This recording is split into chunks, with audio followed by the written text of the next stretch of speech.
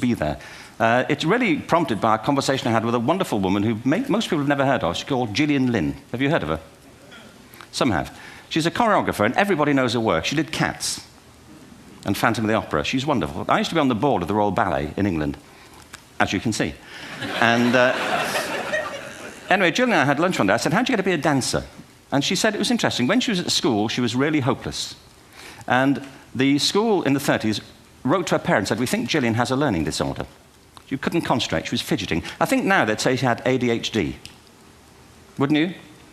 But this was the 1930s, and ADHD hadn't been invented, at this point. So it wasn't an available condition. People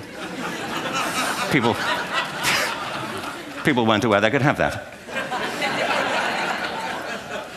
Anyway, she went to see this specialist. So this oak-panelled room, and she was there with her mother, and she was led and sat on this chair at the end, and she sat on her hands for 20 minutes while this man talked to her mother about all the problems Gillian was having at school.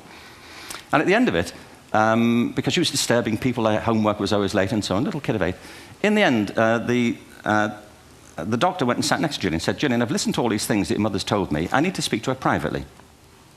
So he said, wait here, we'll be back. We won't be very long. And they went and left her. But as they went out the room, he turned on the radio that was sitting on his desk.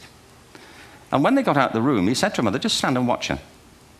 And the minute they left the room, she said she was on her feet, moving to the music.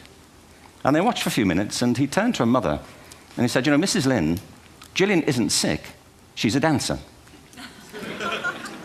Take her to a dance school. I said, what happened? He said, she did. I can't tell you how wonderful it was. We walked in this room, and it was full of people like me. People who couldn't sit still. People who had to move to think. Who had to move to think. They did ballet, they did tap, they did jazz, they did modern, they did contemporary. She was eventually auditioned for the Royal Ballet School. She became a soloist. She had a wonderful career at the Royal Ballet. She eventually graduated from the Royal Ballet School, found her own company, the Gillian Dance Company, met Andrew Lloyd Webber. She's been responsible for some of the most successful musical theatre productions in history.